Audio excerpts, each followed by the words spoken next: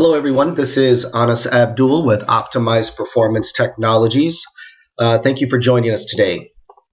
What we're going to talk about is the ISO 9001 2015 new revision that's being released, and that's in its final stages of development. For many of you listening today, you're either certified to ISO 9000 2008 revision, which is the current revision, or you may be certified to another standard such as AS9100 revision C. Not only does this new revision impact you, but it impacts a lot of organizations certified to a variety of standards. So thank you for joining us today. This brief webinar is going to discuss in brief some of the changes and some of the things you should be looking out for and be considering over the very short amount of time left in the remaining year in your preparation for the 2015 transition. And some of the things we're going to talk about would really just scratch the surface, and it's really an introduction. And I really encourage you to look deeper and look at your business and start the discussion internally in your organization to begin the evaluation of what needs to be done. What should your transition plan look like? What are some of the major changes in the standard and how to approach it? So keep tuned in here. We're going to be discussing these points and offering a 2-hour live webinar by OPT that's going to get into a lot more detail about the requirements of the 2015 revision. And if you go onto our website, www.optsolutions.net, and you enter your information, and you can get a free 2015 revision report. It's a special report getting into a good level of detail as to the requirements of the standard. So to preface this, to really start this off, what I'd like to do is to introduce you to the concept behind the standard itself.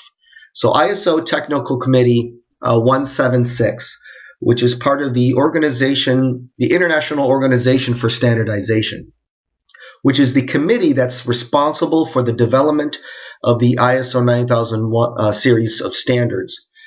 They have a particular vision and a particular purpose behind how this new standard is being developed. And how this translates into the specific requirements, element by element, maybe a little, we'll see the final product when it gets released next year. But at this point, it is very clear from the preliminary documentation and all of the information that's being presented by the organization that they're trying to encourage companies to move beyond the very limited scope of the word quality that we know today. Now, we know quality as a term, as quality management, has evolved over the years. It may have started back, we're talking about going back to the First World Wars, where MIL-Q 9858 may have been established for ensuring quality and consistency in the manufacturing and production of munitions and equipment and machinery for the wars. And over the course of the century, really, there's been a transition from quality control and these standards, everything from starting with the BSI 5179 to the 5750 to ISO 9000 1987 revision. And we've seen evolution where you have quality control evolving into quality assurance. And then when the year 2000 of the revision of ISO was developed and released, you have this focus more now on quality management of processes.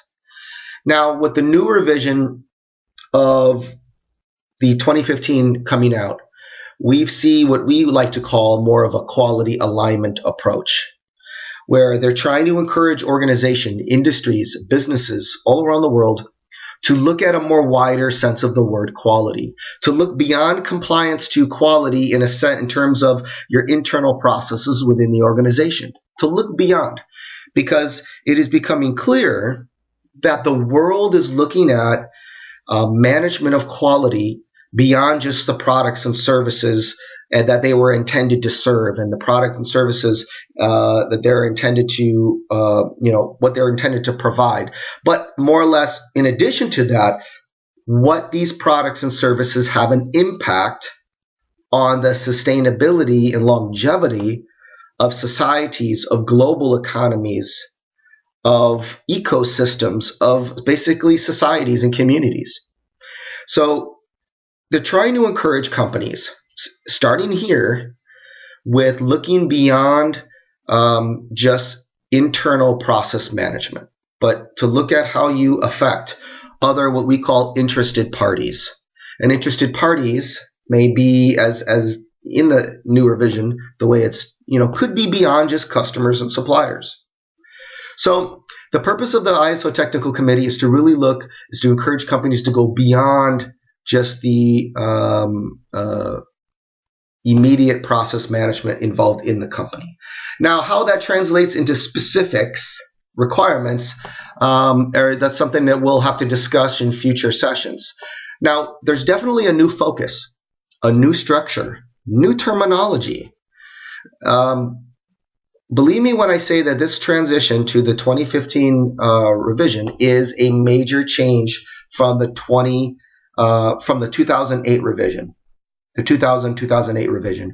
This is a major change. Now, with every revision that gets released by the organization, there are some similarities, of course. There's some continuous adaptations of the same principles, some of the same requirements. But whenever the major changes occur, there's always some significant philosophical changes. There's a new focus, and we're going to talk about that.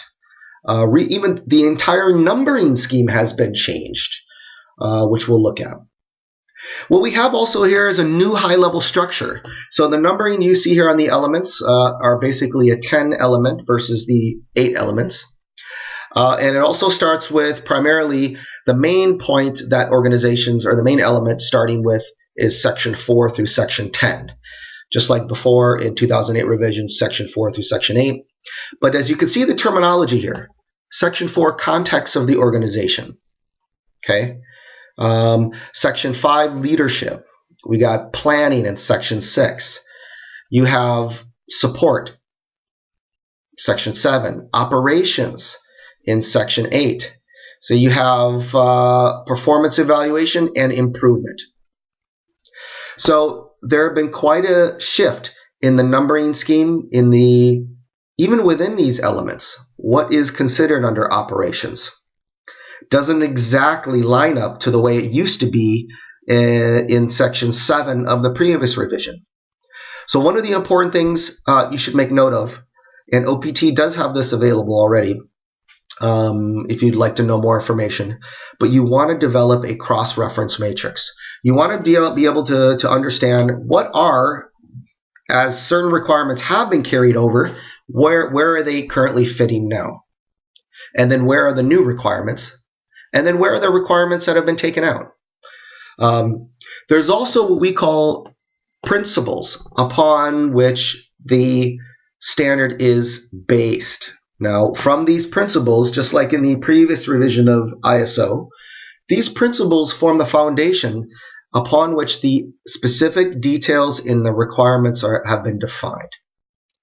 Now, the new principles here, as you can see, they are 7 new principles. Now, some of the same verbiage, some of the same philosophy is still there, because after all, ISO 9001 in general is still a quality management system focused on achieving customer satisfaction, customer loyalty, and sustaining that with improvements. So it's still going to be customer focused. There's an element on leadership, engagement of people. There's process approach is still a principle. Improvement, evidence-based decision making, and relationship management. So there's some changes in how this is defined, expanding the scope of what is considered relationships. Okay, expanding the scope a little bit about what is leadership. Some new key requirements. Now, again, we're just scratching the surface. This is supposed to be intended to be a brief introduction, so it is very important that you make note of some of these points and you follow up with this in future webinars. But there's a greater emphasis on business focus, the business itself, where really many of us in the quality industry would say that this standard in the ISO series of standards should really be more termed a business management system rather than a quality management system, where it broadens up really the scope of the meaning of quality to really address business process as quality of the process, the degree to which the process is meeting the business goals. Leadership is also a new focus. In fact, there's an entire element, Section 5 of the new standard, completely dedicated to leadership. Now, this might be interpreted to also be a replacement of the previous section of the standard of the 2008 revision, Section 5, related to management responsibility. But really, when you look at the new standard under the Section 5 leadership expands beyond just management-specific responsibilities. Okay. Leadership is also different than management as a term, as a concept. So it's interesting to see where this is going. Also, additional key requirements are things like risk management. Risk management is now explicit. The idea here that the ISO Technical Committee 176 has explained is that the entire premise of ISO 9000 is supposed to be preventative in nature. You're supposed to establish processes according to these system requirements, and these processes are supposed to be managed and controlled to a degree and monitored and evaluated so that you prevent problems from occurring, so that you can foresee potential problems in the horizon, and that you can take action to address those on a systemic level to prevent and improve your business processes and to prevent problems from happening. So what they decided to do is remove preventive action altogether from the new revision of 9001, ISO 9001. And they added risk management in multiple sections of the standard. You have risk management in brief. You have risk management that will be addressed within assessment of the process approach, determining the process approach that you're going to utilize within your organization. What are the risks associated with them? You have risks associated with leadership as a function. Now you have risks associated with managing and planning of the organization's QMS and processes. You have risks associated with how do you handle changes within the QMS? What are the risks and impact of when changes occur in the organization? How are those changes assessed for its potential negative consequence? And how are they, of course, mitigated? You have risks identified now or risk management as a part of an operations planning. Of course, the overall goal is to ensure product or service conformity to customer requirements. You also have risks, or risks should be identified and managed for suppliers and for outside service providers. You have post-delivery activities now defined in the standard, and how do you assess or take into account risks associated with post-delivery activities. You also have, anytime you're developing and implementing monitoring, measurement, and analysis and evaluation of process performance, you have to consider risks. You also now have to consider risks within your internal audit program, okay, as a factor in terms of scheduling. What used to be called the status and importance of the activity is now coined the risks of the activity, the risks of the process itself. Also, continual improvements is now a factor that, where you need to consider risks. So you have multiple sections here related to risks. Okay. New reference to what is called interested parties. Okay, interested parties and how you need to define how the needs and expectations of interested parties is now an explicit requirement. Process approach is now an explicit requirement. It was implied throughout the ISO 9000 standard, but now is explicit. Okay, and there are some specific requirements related to that. Also, we have expanded scope of provision and management of resources. Now, they have identified knowledge as a specific resource for which needs to be managed. Okay, monitoring and measuring devices. In the previous revision of Standard 7.6, where you had calibration, has really been redressed under the scope of provision of resources. Analysis of data has been enhanced. Now you can't just put data in a nice, fancy, colorful chart and say you've analyzed data. No. It shouldn't be limited to just that. There's a process for analysis of data. There's an intent and purpose behind analysis of data so that the organization benefits from this process and understands the cause and effect related to the data and what's actually happening what's actually happening in your business. Design and development also includes transfer management. Now, there's a number of requirements that have been taken out. Now, we didn't cover all of, let's say, the new key requirements. There's a lot more than that, but we really just wanted to give a quick summary. And there's requirements that have been removed. For example, management representative. Okay, calibration has been redefined. It's really not an extensive requirement anymore, but addressed more of in a general fashion under resource management. You have monitoring and measurement of processes have been reduced and consolidated. Okay, preventive action no longer a requirement. The entire standard is focused on preventing nonconformity. But you have things as documentation requirements. For example, manual, procedures, records. They're not explicitly required.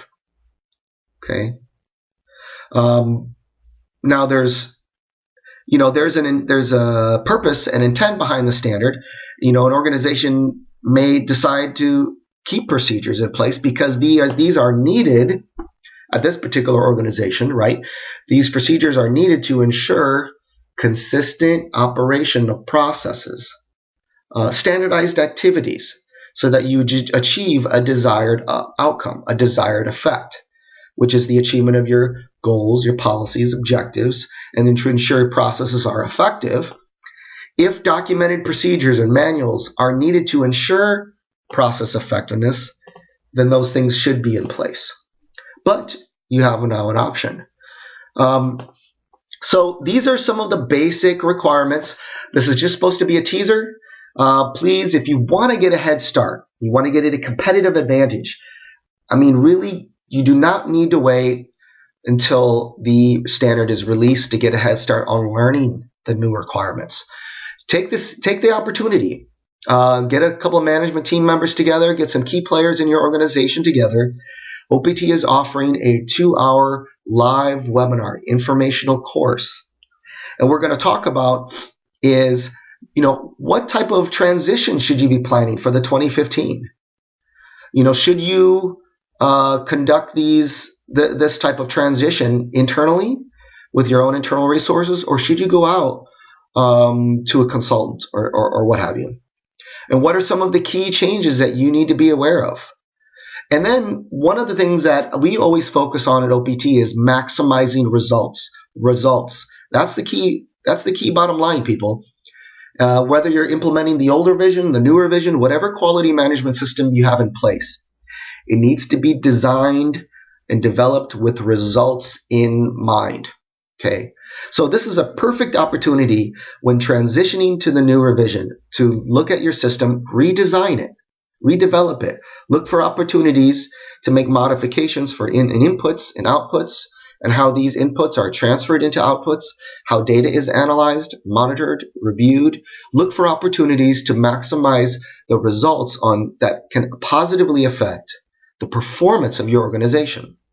Okay, so please, if you get a chance, go to www.optsolutions.net, sign up for our 2-hour live webinar on the 2015 revision of the standard. And if you have any questions,